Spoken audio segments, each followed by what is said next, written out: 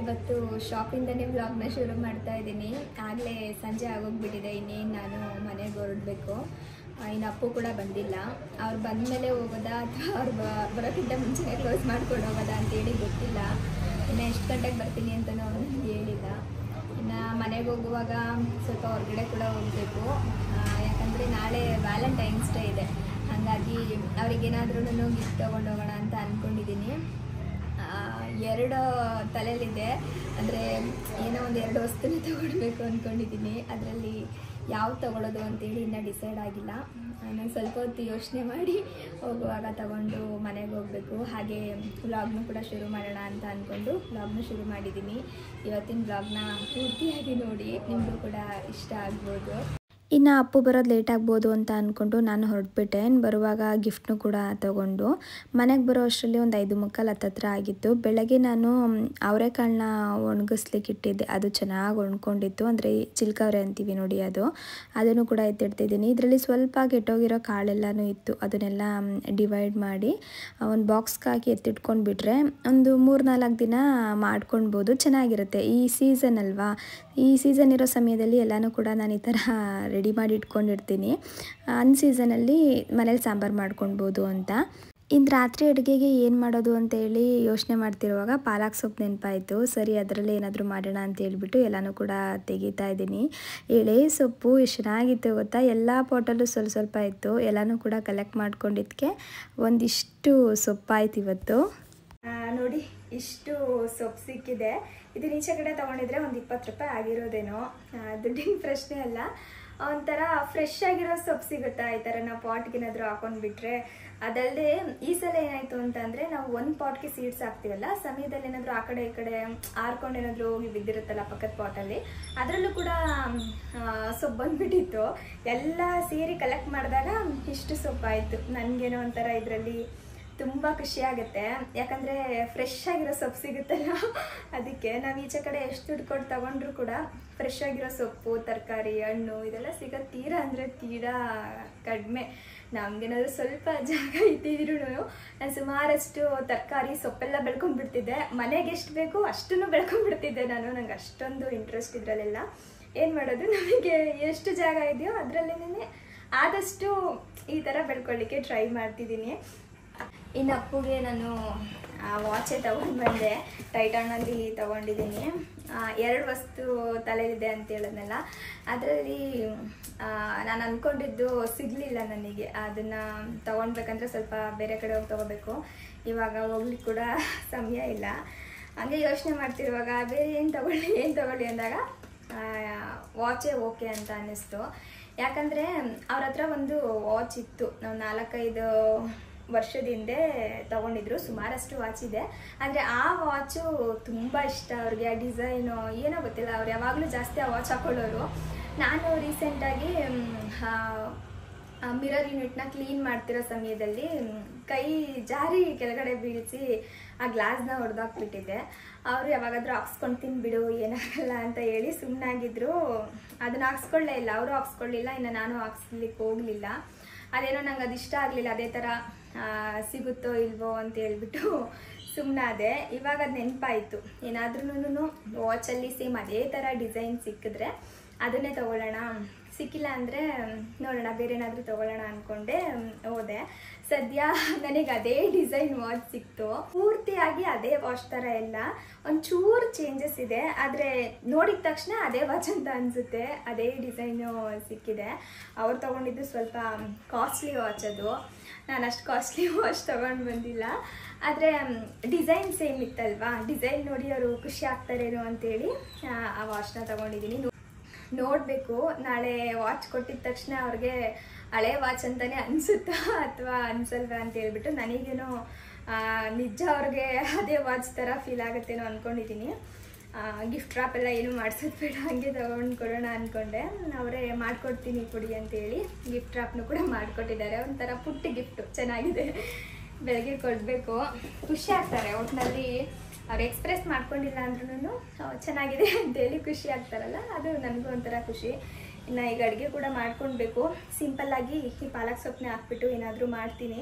ಈ ಥರ ಫ್ರೆಶ್ ಆಗಿ ಪಾಲಕ್ ಸೊಪ್ಪು ಅಥವಾ ತರಕಾರಿ ಏನಾದರೂ ಈ ನಾವು ಗಿಡದಲ್ಲಿ ಹಾಕಿರೋದನ್ನ ತೊಗೊಂಡು ಬಂದ ತಕ್ಷಣ ನಂಗೆ ಅಡುಗೆ ಮಾಡಿಬಿಡ್ಬೇಕು.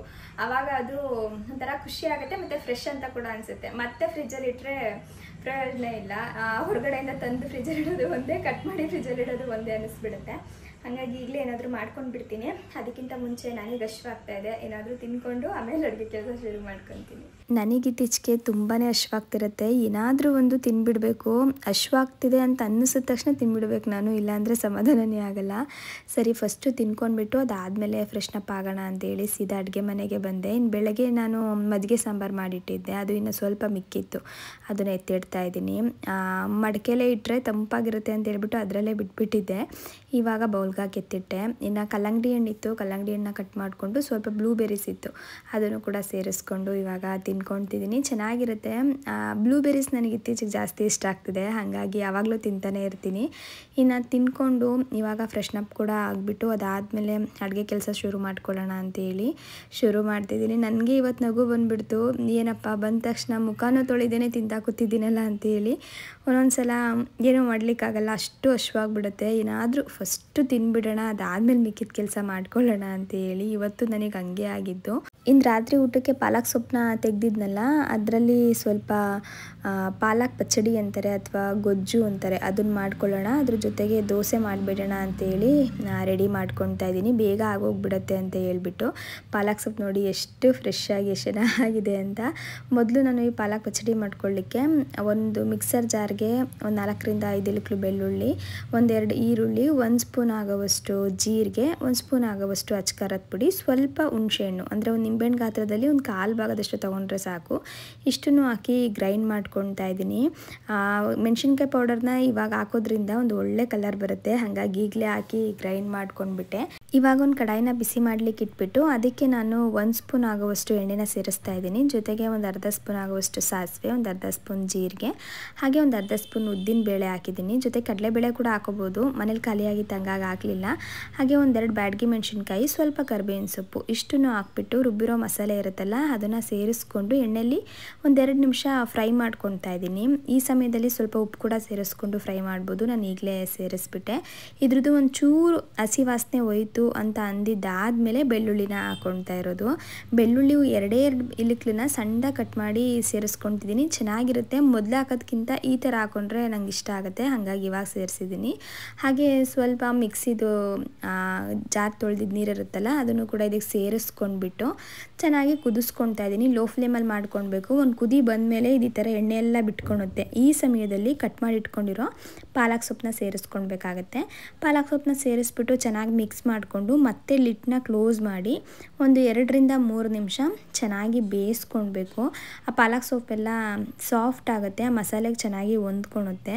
ಹಾಗಾಗಿ ನಾನು ಅದನ್ನು ಬೇಯಲಿಕ್ಕೆ ಇಟ್ಬಿಟ್ಟು ಈ ಕಡೆ ದೋಸೆಗೂ ಕೂಡ ರೆಡಿ ಮಾಡ್ಕೊತಾ ಇದ್ದೀನಿ. ದೋಸೆ ಮಾಡ್ಕೊಳ್ಳಿಕ್ಕೆ ನಾನು ಒಂದು ಮಿಕ್ಸರ್ ಜಾರ್ಗೆ 1 ಕಪ್ ಆಗೋವಷ್ಟು ಹೆಸರು ಬೇಳೆನ ಹಾಕ್ಕೊತಾ ಇದ್ದೀನಿ. ಒಂದು 10 ನಿಮಿಷ ನೆನೆಸಿದ್ರೆ ಸಾಕು. ಹಾಗೆ 1 ಕಪ್ ಓಟ್ಸು, 1 ಕಪ್ ಆಗೋವಷ್ಟು ಮಸೂರ್ ದಾಲ್, ಇದನ್ನೆಲ್ಲ ಒಂದು 10 ನಿಮಿಷ ನೆನೆಸ್ಕೊಂಡ್ರೆ ಸಾಕಾಗುತ್ತೆ. ಇಷ್ಟನ್ನು ಹಾಕ್ಕೊಂಡು 1 ಕಪ್ ಆಗೋವಷ್ಟು ಬೀಟ್ರೋಟು, 1-2 ಹಸಿರು ಮೆಣಸಿನ್ಕಾಯಿ, ಒಂದು ಅರ್ಧಕ್ಕಿಂತ ಕಡಿಮೆ ಇಂಚಿನಷ್ಟು ಶುಂಠಿ, 1 ಟೀ ಸ್ಪೂನ್ ಜೀರಿಗೆ, ರುಚಿಗೆ ಎಷ್ಟು ಬೇಕಷ್ಟು ಉಪ್ಪು ಮತ್ತು ನೀರು ಹಾಕಿ ನುಣ್ಣಗೆ ಗ್ರೈಂಡ್ ಮಾಡ್ಕೊಂಡ್ಬಿಟ್ರೆ ದೋಸೆ ಬ್ಯಾಟರ್ ರೆಡಿ ಆಗಿಬಿಡುತ್ತೆ. ಇನ್ಸ್ಟೆಂಟಾಗಿ ಮಾಡ್ಕೊಳ್ಬೋದು. ಇದನ್ನು ರುಬ್ಬಿ ರಾತ್ರಿ ಎಲ್ಲ ಇಟ್ಟು ಬೆಳಗ್ಗೆ ಮಾಡ್ಕೊಳ್ಬೇಕು ಅನ್ನೋದೇನಿಲ್ಲ, ಆವಾಗಲೇ ರುಬ್ಬಿ ಆವಾಗಲೇ ದೋಸೆ ಮಾಡ್ಕೊಂಡು ಬಿಡ್ಬೋದು. ಎಷ್ಟು ಚೆನ್ನಾಗಿರುತ್ತೆ ಗೊತ್ತಾ, ತುಂಬಾ ಟೇಸ್ಟಿಯಾಗಿರುತ್ತೆ. ಆದರೆ ತುಂಬ ಕ್ರಿಸ್ಪಿಯಾಗಿ ಬರಲ್ಲ, ಸ್ವಲ್ಪ ಸಾಫ್ಟಾಗಿ ಬರುತ್ತೆ, ಚೆನ್ನಾಗಿರುತ್ತೆ ತಿನ್ನಲಿಕ್ಕೆ. ಇನ್ನು ಅದನ್ನು ರೆಡಿ ಮಾಡಿ ಇಟ್ಬಿಟ್ಟು ಈ ಕಡೆ ಇದು ಆಗಿದೆಯಾ ಅಂತೇಳಿ ನೋಡ್ತಾ ಇದ್ದೀನಿ. ಇದು ಕೂಡ ಆಯಿತು. ಈಗ ನೋಡ್ತಿರ್ಬೋದು ನೀವು, ಸೊಪ್ಪೆಲ್ಲ ಚೆನ್ನಾಗಿ ಬೆಂದ್ಕೊಂಡಿದೆ. ಇದು ಸ್ವಲ್ಪ ಎಣ್ಣೆ ಬಿಟ್ಕೊಳ್ಬೇಕು. ಅಲ್ಲಿವರೆಗೂ ನಾವು ಮತ್ತೆ ಲೋ ಫ್ಲೇಮಲ್ಲಿ ಬೇಯಿಸ್ಕೊಂಡ್ಬಿಟ್ರೆ ರೆಡಿನೇ ಆಗೋಗ್ಬಿಡ್ತು. ತುಂಬ ಚೆನ್ನಾಗಿರುತ್ತೆ. ದೋಸೆಗೆ, ಚಪಾತಿಗೆ, ಅನ್ನಕ್ಕೂ ಕೂಡ ಅಷ್ಟೇ. ಅನ್ನಕ್ಕೂ ನಾವು ಆರಾಮದಲ್ಲಿ ತಿನ್ಕೊಂಡು ಬಿಡ್ಬೋದು. ನಮ್ಮನೆಯಲ್ಲಿ ಅನ್ನಕ್ಕಿಂತ ನಮಗೆ ದೋಸೆಗೆ, ಚಪಾತಿಗೆ ತುಂಬ ಇಷ್ಟ ಆಗುತ್ತೆ, ಹಾಗಾಗಿ ನಾನು ದೋಸೆ ಜೊತೆನೇ ಮಾಡ್ಕೊಂಡು ಬಿಡ್ತೀನಿ ಆದಷ್ಟು. ಇನ್ನು ಈ ಮಸೂರ್ ದಾಲ್ ಮತ್ತು ಬೀಟ್ರೂಟ್ ದೋಸೆ ಮಾಡ್ಕೊಳ್ಳೋದು ಕೂಡ ಮಾಮೂಲಿಯಾಗಿನೇ. ಇವಾಗ ನಾವು ಅಕ್ಕಿ ಹಿಟ್ಟಲ್ಲಿ ದೋಸೆ ಹೆಂಗೆ ಮಾಡ್ತೀವಿ ನೋಡಿ, ಸೇಮ್ ಅದೇ ಥರ ತವನ ಬಿಸಿ ಮಾಡಿಬಿಟ್ಟು ಅದ್ರ ಮೇಲೆ ಈ ಥರ ದೋಸೆ ಹಾಕ್ಬಿಟ್ಟು ಬೇಕಿದ್ರೆ ನಾವು ಸ್ವಲ್ಪ ಎಣ್ಣೆನೋ ತುಪ್ಪನೋ ಹಾಕ್ಕೊಳ್ಬೋದು. ನಮ್ಮ ಮನೇಲಿ ಬೆಣ್ಣೆ ಇತ್ತು ಫ್ರೆಶ್ ಆಗಿರೋದು, ನಾನು ಅದಕ್ಕೆ ಬೆಣ್ಣೆನ ಹಾಕ್ಕೊಂಡಿದ್ದೀನಿ. ಸಖತ್ತಾಗಿತ್ತು ಮಾತ್ರ ದೋಸೆ. ಮಿಸ್ ಮಾಡದೆ ಟ್ರೈ ಮಾಡಿ ನೋಡಿ, ತುಂಬಾ ಹೆಲ್ದಿ, ಹಾಗೆ ಇನ್ಸ್ಟೆಂಟಾಗಿ ಆಗೋಗ್ಬಿಡುತ್ತೆ. ನಮಗೆ ಏನು ಅಡುಗೆ ಮಾಡೋದು ಅಂತ ತೋಚ್ತಿರುವಾಗ ಇದನ್ನು ಮಾಡ್ಕೊಂಡು ಬಿಡ್ಬೋದು. ಇನ್ನು ಕಲರ್ಫುಲ್ಲಾಗಿ ಕೂಡ ಇರುತ್ತಲ್ವ, ಚೆನ್ನಾಗಿರುತ್ತೆ ತಿನ್ನಲಿಕ್ಕೆ. ಇವಾಗ ಹಂಗೆ ತೋರಿಸ್ತಿದ್ದೀನಿ ನೋಡಿ, ಎರಡೂ ಕಡೆ ಈಕ್ವಲ್ ಆಗಿ ಬೆಂದಿದೆ. ಆದರೆ ಆಗಲೇ ಹೇಳ್ದಂಗೆ ಇದು ಕ್ರಿಸ್ಪಿ ಆಗಿರಲ್ಲ, ಸಾಫ್ಟ್ ಆಗಿರುತ್ತೆ ದೋಸೆ ಅಷ್ಟೇ. ಆವಾಗ ಬಿಸಿ ಇದ್ದಾಗ ತಿಂದರೂ ಕೂಡ ಅದು ಕ್ರಿಸ್ಪಿ ಆಗಿರಲ್ಲ, ಸಾಫ್ಟಾಗೇ ಇರೋದು. ಇನ್ನು ನಾನು ಕೂಡ ಊಟನ ಮುಗಿಸ್ಕೊಂಡ್ಬಿಟ್ಟೆ. ನನಗೆ ಈ ಥರ ಏನಾದರೂ ದೋಸೆ ಗೀಸೆ ಮಾಡಿದಾಗ ಮಾಡ್ತಿದ್ದಂಗೆ ತಿನ್ಕೊಂಡು ಬಿಡಬೇಕು, ಆಗಲೇ ಸಮಾಧಾನ. ಇನ್ನಿವತ್ತಪ್ಪು ಮನೆಗೆ ಬರೋ ಅಷ್ಟರಲ್ಲಿ ನಾನು ಊಟ ಮುಗಿಸಿ ಒಂದು ರೌಂಡ್ ನಿದ್ದೆನೇ ಮುಗಿಸ್ಕೊಂಡ್ಬಿಟ್ಟಿದ್ದೆ. ಅಷ್ಟು ಲೇಟಾಗಿ ಬಂದರು. ಅವ್ರು ಬಂದು ಊಟನೆಲ್ಲ ಮುಗಿಸ್ಕೊಂಡು ಯಾಕೋ ತುಂಬ ತಲೆನೋವ್ತಾ ಇದೆ ಅಂತ ಅಂತಿದ್ರು. ಸಾಮಾನ್ಯವಾಗಿ ಅವ್ರಿಗೆ ಇತ್ತೀಚೆಗೆ ತುಂಬ ಕೆಲಸ ಆಗೋಗ್ಬಿಟ್ಟಿದೆ. ಅದಲ್ಲದೆ ಅವರು ಟ್ರಾವೆಲ್ ಕೂಡ ಮಾಡ್ತಿರೋದ್ರಿಂದ ಹ್ಯುಮಿಡಿಟಿ ಮತ್ತು ಪೊಲ್ಯೂಷನ್ ಗಾಳಿಗೆ ಹೇರ್ ಕೂಡ ಡ್ಯಾಮೇಜ್ ಆಗ್ತಿರುತ್ತೆ. ಇನ್ನು ಆವಾಗವಾಗ ಸ್ಟ್ರೆಸ್ಸು, ತಲೆನೋವು ಅಂತ ಹೇಳ್ತಾನೆ ಇರ್ತಾರೆ. ಹಾಗಾಗಿ ನಾನು ವಾರದಲ್ಲಿ ಒಂದು 3 ದಿನನಾದ್ರೂ ಹೇರ್ ಆಯಿಲ್ನ ಅಪ್ಲೈ ಮಾಡ್ಕೊಳ್ಳಪ್ಪು ಅಂತ ಹೇಳ್ತಿರ್ತೀನಿ. ಇನ್ನು ನಾನೇನಾದರೂ ಈ ಥರ ಫ್ರೀ ಇರೋ ಸಮಯದಲ್ಲಿ ನಾನೇ ಅವ್ರಿಗೆ ಅಪ್ಲೈ ಮಾಡಿ ಸ್ವಲ್ಪ ಚೆನ್ನಾಗಿ ಮಸಾಜ್ ಮಾಡಿಕೊಟ್ಬಿಡ್ತೀನಿ. ಅವಾಗ ಅವ್ರಿಗೂ ಕೂಡ ರಿಲ್ಯಾಕ್ಸ್ ಆಗುತ್ತೆ. ಇನ್ನು ನಾವು ಆಯಿಲ್ನ ಅಪ್ಲೈ ಮಾಡುವಾಗ ಜೆಂಟಲ್ಲಾಗಿ ಮಸಾಜ್ ಮಾಡೋದ್ರಿಂದ ಹೇರ್ ಆಯಿಲ್ ರೂಟ್ಸ್ನ ಸ್ಕಾಲ್ಪ್ವರೆಗೂ ತಲುಪುತ್ತೆ. ಇದರಿಂದ ಹೇರ್ ಗ್ರೋತ್ ಕೂಡ ತುಂಬ ಚೆನ್ನಾಗಿ ಫಾಸ್ಟಾಗಿ ಆಗುತ್ತೆ. ಅಪ್ಪುಗಂತೂ ಅಮೃತ್ ನೋನಿಯವರ reach root premium hair oil ತುಂಬ ಚೆನ್ನಾಗಿ ಅಡ್ಜಸ್ಟ್ ಆಗಿ ಹೋಗ್ಬಿಟ್ಟಿದೆ. ಅವ್ರು ಸುಮಾರು ದಿನದಿಂದ ಇದೇ ಹೇರ್ ಆಯಿಲ್ನ ಅಪ್ಲೈ ಮಾಡ್ತಿರೋದು. ನೀವು ಕೂಡ ಲಾಸ್ಟ್ ಬ್ಲಾಗ್ಸಲ್ಲೆಲ್ಲ ನೋಡಿರ್ಬೋದು. ಇದನ್ನು ಅವ್ರು ಬಳಸೋದಕ್ಕೆ ಮೇನ್ ರೀಸನ್ ಏನು ಅಂದರೆ ಇದು 100% Ayurvedic and medicated hair oil. ಹಾಗಾಗಿ ಅವರು ಇದು ತುಂಬಾ ಇಷ್ಟಪಟ್ಟು ಬಳಸ್ತಾರೆ. ಜೊತೆಗೆ ಇದರಲ್ಲಿ ನೀಲಿನಿ ಇರೋದ್ರಿಂದ ಹೇರ್ ಬ್ಲ್ಯಾಕ್ ಆಗುತ್ತೆ, ಹಾಗೆ ಹೇರ್ ಫಾಲ್ ಆ್ಯಂಡ್ ಡ್ಯಾಂಡ್ರಫ್ ಸಮಸ್ಯೆ ಕೂಡ ಕಡಿಮೆ ಆಗುತ್ತೆ. ರೀಚ್ ರೂಟ್ ಸೇಫ್ಟಿ ಸ್ಟಡಿ ಹಾಗೂ GMP ಸರ್ಟಿಫೈಡ್ ಕೂಡ ಆಗಿದೆ. ಹಾಗಾಗಿ ನಾವು ಟೆನ್ಷನ್ ಮಾಡ್ಕೊಳ್ಳೋ ಅಗತ್ಯ ಇಲ್ಲ. ನೈಟ್ ಟೈಮ್ ಈ ಹೇರ್ ಆಯಿಲ್ನ ಹಚ್ಕೊಂಡು ಮಲಗಿದ್ರೆ ಯಾವುದೇ ಥರ ಸ್ಟ್ರೆಸ್ಸು, ಟೆನ್ಷನ್ನು ಏನೇ ಇದ್ರೂ ಕೂಡ ಕಡಿಮೆ ಆಗಿ ಒಂದು ಒಳ್ಳೆ ನಿದ್ದೆ ಬರುತ್ತೆ. ಹಾಗೆ ಮಾರ್ನಿಂಗ್ ಫ್ರೆಶ್ ಆಗಿ ಫೀಲ್ ಕೂಡ ಆಗುತ್ತೆ. ಅದಲ್ಲದೆ ಯಾವುದೇ ಥರ ಹೇರ್ ರಿಲೇಟೆಡ್ ಪ್ರಾಬ್ಲಮ್ ಇದ್ದರೂ ಕೂಡ ಈ ಹೇರ್ ಆಯಿಲ್ನ ಟ್ರೈ ಮಾಡಿ ನೋಡ್ಬೋದು, ತುಂಬಾ ಹೆಲ್ಪ್ ಆಗುತ್ತೆ. ನಾನು ನಿಮಗೆ ಇದನ್ನು ಸಜೆಸ್ಟ್ ಮಾಡ್ತೀನಿ. ಪ್ರಾಡಕ್ಟ್ ಬೇಕು ಅನ್ನೋಂಗಿದ್ರೆ ಸ್ಕ್ರೀನ್ ಮೇಲೆ ನಾನು ನಂಬರ್ ಕೊಟ್ಟಿರ್ತೀನಿ, ನಂಬರ್ಗೆ ಕಾಲ್ ಮಾಡಿ ಅಥವಾ ಮೆಸೇಜ್ ಮಾಡಿ ಆರ್ಡರ್ ಮಾಡ್ಕೊಳ್ಳಿ. ಇನ್ನು ಬೆಳಗ್ಗೆ ಅಪ್ಪುನೇ ವ್ಲಾಗ್ನ ಕಂಟಿನ್ಯೂ ಮಾಡಿದ್ದಾರೆ. ನಾನಿನ್ನು ನಿದ್ದೆಗಣ್ಣಲ್ಲೇ ಇದ್ದೀನಿ ಇವತ್ತು. ಅವರು ಎಳ್ಳೀರು ತೊಗೊಂಡು ಬಂದಿದ್ರು. ಫಸ್ಟ್ ಎಳ್ಳೀರು ಕುಡಿದ್ಬಿಡು ಅಂತ ಹೇಳಿ ಎಳ್ಳೀರನ್ನ ಕಟ್ ಮಾಡಿಕೊಡ್ತಿದ್ದಾರೆ. ಇವತ್ತೆಷ್ಟು ನಾವು ಲೇಟಾಗಿ ಎದ್ದಿದ್ದೀವಿ ಅಂದರೆ ಸೂರ್ಯ ಅಲ್ಲೇ ನೆತ್ತಿ ಮೇಲೆ ಹೋಗ್ತಾ ಇದ್ದಾರೆ ನೋಡಿ. ಎಷ್ಟು ಲೇಟಾಗಿ ಎದ್ದಿದ್ದೀವಿ, 8 ಗಂಟೆ ನಾವು ಎದ್ದಾಗಬೇಕು. ನೆತ್ತಿ ಮೇಲೆ ಹೋದ್ರೆ 1 ಗಂಟೆ ಆಯ್ತದಮ್ಮ. ಇನ್ನ ಒಂದು 60 ಡಿಗ್ರಿಲೇ ಐತೆ, ಅಂದರೆ 8-8:15. ಸಖತ್ತು ನಿದ್ದೆ, ಕಣ್ಣೇ ಬಿಡೋಕ್ಕಾಗ್ತಿಲ್ಲ. ಈಗಲೂ ಕಣ್ಣು ಬಿಡೋಕ್ಕಾಗ್ತಿಲ್ಲ. ಇಲ್ಲಿ ಜಾತ್ರೆ ನಡೀತಾ ಇದೆ ಈ ಏರಿಯಾದಲ್ಲಿ. ಬೆಳಗ್ಗೆನೇ ಈ ಟಮಟೆ ಸೌಂಡ್ ಎಲ್ಲ ಮಾಡಿ ದೇವ್ರನ್ನೆಲ್ಲ ಕರ್ಕೊಂಡು ಹೋಗ್ತಾರೆ ಏನೋ ಗೊತ್ತಿಲ್ಲ, ಆ ಥರ ಸೌಂಡ್ ಮಾಡ್ತಾ ಇದ್ರು. ಆ ಸೌಂಡಿಗೆ ಎಚ್ಚರ ಆಗಿದೆ, ಇಲ್ಲ ಅಂದರೆ ನಿಜ ಎಚ್ಚರ ಆಗ್ತಿರ್ಲಿಲ್ಲ. ಬೇಜಾರಾಗ್ಬಿಡ್ತೀವಿ ಇವತ್ತು. ಅದು ಶುಕ್ರವಾರ ಬೇರೆ, ಇಷ್ಟು ಲೇಟಾಗಿ ಎದ್ಬಿಟ್ನಲ್ಲ ಅಂತ. ಬೆಳಗ್ಗೆ ಏನಾದರೂ ಬೇಗ ಎದ್ಬಿಟ್ರೆ ಎದ್ದಿದ ತಕ್ಷಣ ಹೊಟ್ಟೆ ಫುಲ್ ಹಶ್ವಾಗ್ತಿರುತ್ತೆ. ಏನಾದರೂ ಒಂದು ಸಿಕ್ಕಿದ್ರೆ ಸಾಕಪ್ಪ ತಿನ್ಕೊಂಡ್ಬಿಡೋಣ ಅಂತ. ಇಲ್ಲೇ ಸೊಪ್ಪು ಐತೆ, ಪಾಲಕ್ ಸೊಪ್ಪು ಕಟ್ ಮಾಡಿದೆ. ಕಟ್ ಮಾಡಿಬಿಟ್ಟಿದ್ಯಾ? ನೆನ್ನೆ ತಿಂದಿದ್ದೆ. ಅದೇನಾ? ಟೊಮೊಟೊ ಕಾಯಿ ಐತೆ, ದಾಸವಾಳ ಹೂವು ಐತೆ. ಟಿವಿ ಮಾಡ್ಕೊ. ಮಾಡ್ಕೊಳ್ಳಿಕ್ಕೆ ಎನರ್ಜಿ ಇರಲ್ಲ. ಸದ್ಯಕ್ಕೆ ಏನಾದರೂ ಒಂದು ತಿನ್ಬಿಡೋಣ, ಆಮೇಲೆ ಮಾಡೋಣ ಅನ್ನೋ ಥರ ಸ್ವಲ್ಪ ಸುಸ್ತಾಗ್ತಿರುತ್ತೆ ಬೆಳಗ್ಗೆ ಎದ್ದ ತಕ್ಷಣ.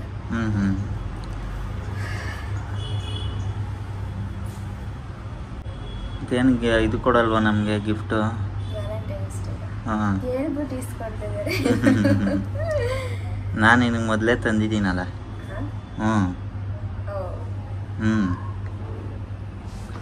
ಇದು ಕಟ್ ಮಾಡ್ಕೊಂಬತ್ತೀನಿ, ವ್ಯಾಲೆಂಟೈನ್ಸ್ ಡೇ ಗಿಫ್ಟ್ನ.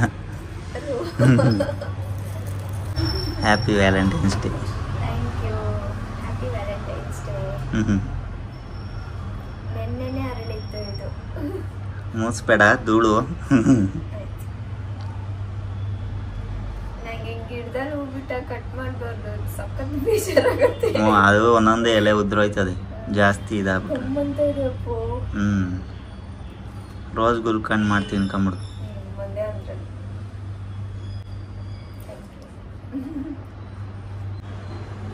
ಸಾಕಷ್ಟೇ, ಬೇರೆ ಏನು ಬೇಡವಾ? ಬೇರೆ ಏನು ಬೇಡವಾ? ಗಿಫ್ಟ್ ಏನು ಬೇಡವಾ?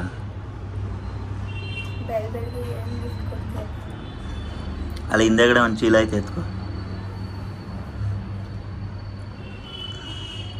ಕೆಳಗಡೆ.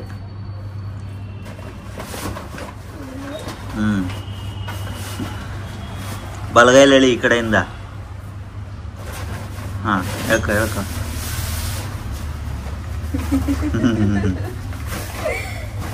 ಅಯ್ಯೋ ತುಂಬಾ ಚೇಂಜ್ ಆಗ್ಬಿಟ್ಟಿದ್ಯಪ್ಪ. ತುಂಬಾ ಚೇಂಜ್ ಆಗ್ಬಿಟ್ಟಿದ್ಯಾ.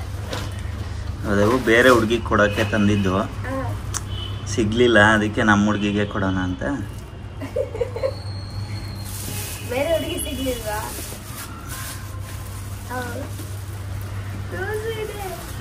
ಇಲ್ಲೇ ಓಪನ್ ಮಾಡ್ಲಾ? ಏನು ನಿನ್ನಿಷ್ಟ, ಇಲ್ಲಾದ್ರೂ ಓಪನ್ ಮಾಡಿ ಹೊಡ್ದಾರು. ಅಲ್ಲ ಬಾಗ್ಲಲ್ಲಿ ಕೂರಿಸ್ಬಿಟ್ಟು ಗಿಫ್ಟ್ ಕೊಡ್ತಿದ್ದೆ. ಫಸ್ಟು ಪ್ರಪೋಸ್ ಮಾಡಿದಾಗಿನಿ ನಿಮ್ಮ ಮನೇಲಿ ಕುತ್ಕೊಂಡು ಮಾಡಿದ್ನಾ ಇಲ್ಲ ನಮ್ಮ ಮನೇಲಿ ಕುತ್ಕೊಂಡು ಮಾಡಿದ್ನಾ? ಇಲ್ಲ ವ್ಯಾಲೆಂಟೈನ್ಸ್ ಡೇ ದಿನ ಪ್ರಪೋಸೇ ಮಾಡಿಲ್ಲ, ಸುಮ್ಮನೆ ಗಿಫ್ಟ್ ಕೊಟ್ಟಿದ್ರು ರೋಡಲ್ಲಿ ಹೋಗ್ಬೇಕಾದ್ರೆ ಅಷ್ಟೇ. ಅವಾಗ ಭಯ, ಇಸ್ಕೊಳ್ಳೋಕ್ಕೂ ಭಯ ನನಗೆ. ಯಾರು ನೋಡ್ಬಿಡ್ತಾರೋ ಆ ಕಡೆ ಈ ಕಡೆ ಎಲ್ಲ ನೋಡ್ಕೊಂಡು ಇಸ್ಕೊಳ್ಳೋದು. ಬಾ ಒಳಗಡೆ ಓಪನ್ ಮಾಡುವಿಲ್ಲ, ಬಿಸಿಲಿಗೆ ನೀಟಾಗಿ ಕಾಣಲ್ಲ. ಮೇಲ್ಗಡೆ ಟಾಪಲ್ಲಿ ಮಾತ್ರ ಓಪನು. ಇವರಿಷ್ಟು ದೊಡ್ಡ ಗಿಫ್ಟ್ ತಂದಿದ್ದಾರೆ. ನಾನೇನು ಕೊಡ್ಲಿ ಇವಾಗ? ನಾನೇನು ತಂದೆ ಇಲ್ವಲ್ಲ. ಏನಾದ್ರು ತಂದಿರ್ತೀಯಾ? ಮತ್ತು ನಾನು ತರಲ್ಲ ಯಾವಾಗಲೂ, ಅಪರೂಪಕ್ಕೆ ತಂದಿದ್ದೀನಿ. ಎಂಜಾಯ್. ನಾನು ಅಪರೂಪಕ್ಕೆ ತಂದಿಲ್ಲ ಈ ಸಲ.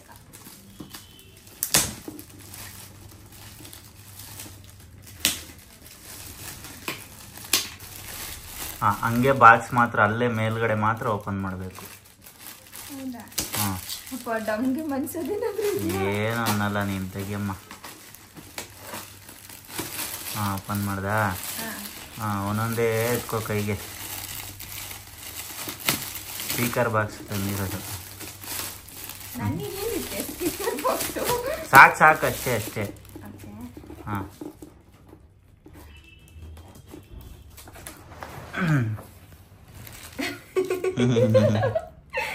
ಅಯ್ಯೋ ಇದೆಲ್ಲ. ಆಮೇಲೆ ಈ ಕಡೆ ಒಂದು ಇದೈತೆ ತಗೋ. ಇದೆಲ್ಲ ತಿನ್ನೋದಾ? ತಿನ್ಬಿಟ್ಟಿ ಆಮೇಲೆ ಎಲ್ಲ ಪ್ಲಾಸ್ಟಿಕ್ ಏನೋ ತಲೆಗೆ ಹಾಕೋ. ಏ ಅಪ್ಪು ಇದೇನಪ್ಪು? ಹಾಕೋ ಹೇಳ್ತೀನಿ. ನನ್ಗೊಂಥರ ಮುಜುಗರ. ಚೆನ್ನಾಗಿ ಕಾಣಿಸ್ತದ, ಹಾಕೋ. ಸುಮ್ಮನೆ ಹಾಕೋ, ಫುಲ್ ಓಪನ್ ಮಾಡೋವರ್ಗು, ಆಮೇಲೆ ತೆಗ್ದಿಡು. ಅಯ್ಯೋ ಒಳ್ಳೆ ಕಾಲೇಜ್ ಹುಡುಗರ್ತು. ಚೆನ್ನಾಗಿ ಕಾಣ್ತೀಯ ಅವಳು. ಅದನ್ನೇನು ಓಪನ್ ಮಾಡಿ. ಹಾಂ ಇವಾಗ ಅದನ್ನ ಇಡಿ ಸೈಡಲ್ಲಿ.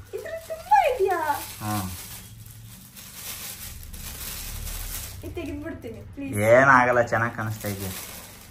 ಈಗ ಯಾಕೋ ಜಾಸ್ತಿ ಕಳೆ ಬಂದ್ಬಿಟ್ಟಿದ್ಯಾ ಇತ್ತೀಚೆಗೆ. ಡೈರಿ ಮಿಲ್ಕ್ ಇದು ನಿಜವಾಗ್ಲೂ ನನಗೋಸ್ಕರ ತಂದಿಲ್ಲ, ಅವ್ರಿಗೋಸ್ಕರ. ಅಲ್ಲಿ ಇನ್ಶಿಲ್ ಏನೈತೆ? ಎಸ್ ಅಂತ ಇದೆ. ಆದ್ರೆ ನಮ್ಮ ಮನೇಲಿ ಹುಡುಕಿ ತಂದಿರೋದು. ಡೈರಿ ಮಿಲ್ಕ್ ನ ತಿಂದು ಖಾಲಿ ಮಾಡೋದು ಇವ್ರೆ. ಯಪ್ಪ ದೊಡ್ಡ ಡೈರಿ ಮಿಲ್ಕ್. ಇಷ್ಟೆಲ್ಲ ಗಿಫ್ಟ್ ಸಾಕು, ಒಂದೊಂದು ತೆಗಿ, ಅದೆಲ್ಲ ನೋಡ್ಬೇಡ. ನಿಧಾನಕ್ಕೆ ತೆಗಿ, ಎಲ್ಲ ಒಡೆದಿಡ್ದಾಕ್ಬಿಟ್ಟು ಆಮೇಲೆ. ಇದು ತುಂಬಾನೇ ಗಿಫ್ಟು. ಹಾಂ ತುಂಬ ಏನು ಅಷ್ಟೊಂದೇನಿಲ್ಲ. ಓಪನ್ ಮಾಡು, ಒಂದೊಂದೇ ಹೇಳ್ತೀನಿ. ಚೆನ್ನಾಗಿದೆ ಇದು, ಥ್ಯಾಂಕ್ ಯು. ತೋರ್ಸು ಹತ್ರದಿಂದ. ಓಕೆ. ಇದು ನಾನು, ಇದು ನೀನಾ? ನಿನ್ನ ನನ್ನ ಆರ್ಟ್ ಮೇಲೆ ಕುಂಡ್ರಿಸ್ಕೊಂಡಿರೋದು ಅದು. ನಾನು ತಲೆ ಮೇಲೆ ಕುತ್ಕೊಂಡ್ಬಿಟ್ಟಿದ್ದೀನಿ. ಅದು ನಿಜ.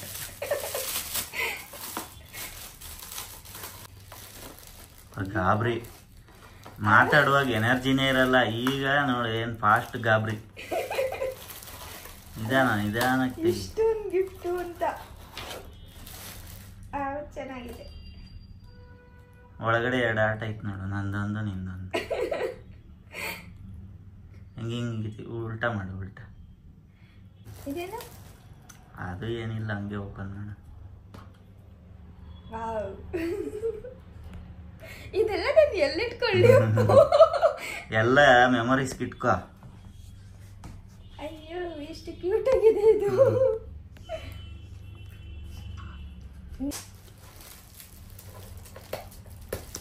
ಅದು ಏನ್ ಗೊತ್ತಾ, ನಮ್ಮಿಬ್ರದ್ದು ಒಂದು ಮೆಮೊರಿ ಅದು. ಇದು ಏನು ಅಂತ ನೀನು ಹೇಳ್ಬೇಕು ಗಿಫ್ಟ್ ನೋಡಿದ್ಮೇಲೆ.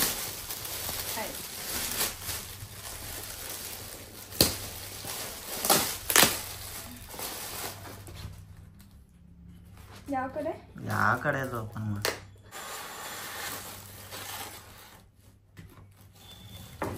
ತೆಗ್ದ್ಬಿಡ್ತೀನಿ. ಪರವಾಗಿಲ್ಲ, ಏನಾಗಲ್ಲ, ಚೆನ್ನಾಗೇ ಕಾಣಿಸ್ತಾ ಇದೆ.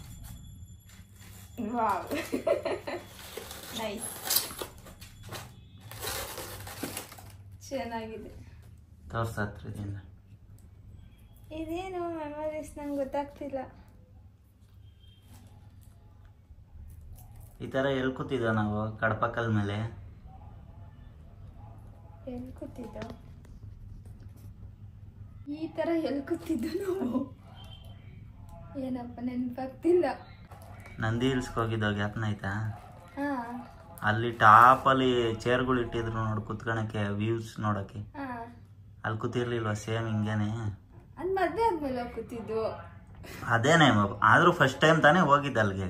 ಅದೌದು. ಅದನ್ನ ಕುತ್ಕೊಂಡಿದ್ ನೋಡಿದ ತಕ್ಷಣ ಅದೇ ನೆನಪಾಯ್ತು, ಹಂಗಾಗಿ ತಂದೆ. ಚೆನ್ನಾಗಿದೆ. ನಂಗೆ ಮರ್ತೋಗ್ಬಿಟ್ಟಿತ್ತು, ನಂಗೆ ನೆನಪಿರ್ಲಿಲ್ಲ. ಹಂಗೆ ಇಟ್ಕೊ, ತೋರ್ಸು. ಇಬ್ರು ಇದೇ ತರ ಒಂದು ಸೆಲ್ಫಿ ಹೊಡ್ಕೊಂಡಿದೀವಿ, ಜ್ಞಾಪನ ಇಲ್ವಾ?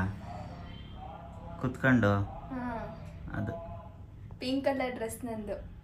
ಇರ್ಬೇಕು. ಅದೇ ಅಲ್ಲ, ನಂಗೆ ಗೊತ್ತಿಲ್ಲ. 9 ವರ್ಷದ ಹಳೇದು, 7 ವರ್ಷದ ಹಳೇದು ಇನ್ನ ಜ್ಞಾಪನ ಇರ್ತದ.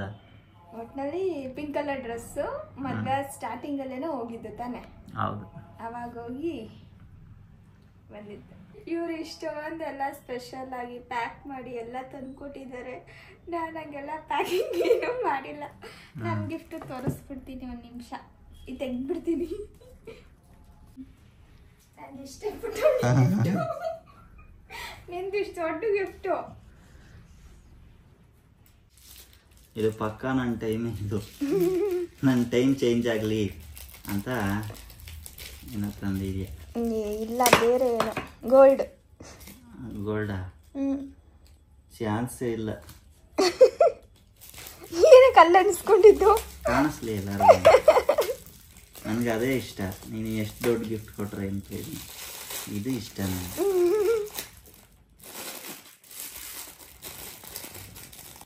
ನಾನು ಹೇಳಿಲ್ವಾ ನನ್ನ ಟೈಮ್? ಅದ್ರಲ್ಲಿ ಏನೋ ಒಂದು ಸ್ಪೆಷಲ್ ಇದೆ. ಹೌದಾ? ಗೆಸ್ ಮಾಡಬೇಕು ಅಂದರೆ ನಿನ್ಗಷ್ಟು ಮೆಮೊರಿ ಪವರ್ ಇದೆಯಾ ಅಂತ ನೋಡೋಣ. ಓಪನ್ ಮಾಡಿ ನೋಡಿದ್ರೆ ಗೊತ್ತಾಗುತ್ತೆ. Guess what? ನಂದು ಇದೇ ಥರದ್ದು ಒಂದೇ ಒಂದು ವಾಚ್ ನಾನು ಇಟ್ಕೊಂಡಿದ್ದೆ, ಅದು ಹೊಡೆದೋಗೈತೆ. ಅದ್ರದನ್ನ ರೀಪ್ಲೇಸ್ಮೆಂಟ್ ಮಾಡಿದ್ಯಾ?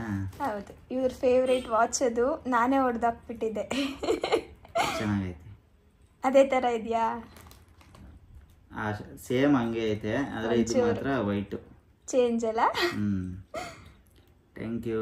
ಆದರೆ ಇದು ಅಷ್ಟು ಕಾಸ್ಟ್ಲಿ ವಾಚ್ ಅಲ್ಲ, ಇದು ಸ್ವಲ್ಪ ಕಡಿಮೆ ರೇಟಿಂಗ್ ವಾಚ್.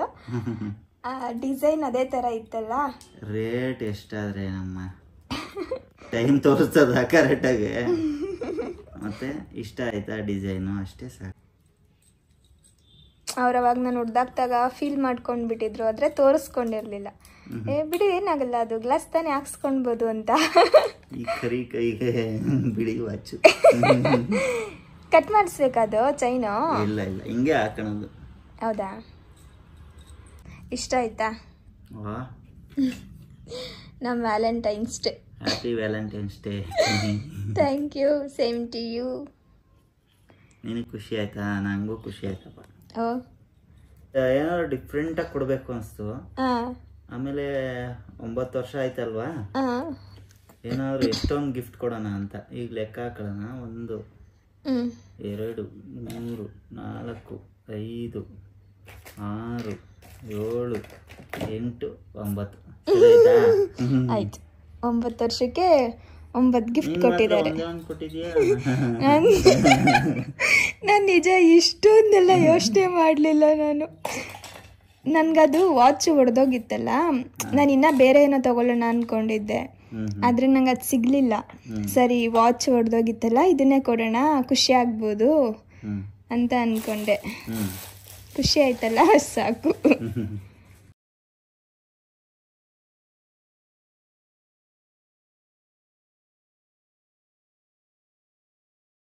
ಇನ್ನಿವಾಗ ಸಂಜೆ ಆಗಿದೆ. ಬೆಳಗ್ಗೆ ನಾನು ವ್ಲಾಗ್ನ ಶುರು ಮಾಡಿದ್ದು, ಅದಾದಮೇಲೆ ಮತ್ತೆ ವ್ಲಾಗ್ ಮಾಡ್ಕೊಳ್ಳಿಕ್ಕೆ ಹೋಗಲಿಲ್ಲ. ಪೂಜೆ ಮಾಡಬೇಕಿತ್ತು, ಹಾಗೆ ಮನೇಲಿ ಅದು ಇದು ಕೆಲಸ ಇತ್ತೆಲ್ಲ ಮುಗಿಸ್ಕೊಂಡೆ. ಇನ್ನಿವಾಗ ಇವರು ಹೊರಗಡೆ ಹೋಗೋಣ ಊಟಕ್ಕೆ ಅಂತ ಹೇಳಿದ್ರ, ಹಂಗಾಗಿ ರೆಡಿಯಾಗಿ ಇವಾಗ ಹೊರಟಿದ್ದೀವಿ. ಲಾಸ್ಟ್ ಟೈಮ್ ಅಪ್ಪು ಬರ್ಡೇ ಆಯ್ತಲ್ಲ, ಅವತ್ತಿನ ದಿನನೇ ಹೋಗ್ಬೇಕಿತ್ತು.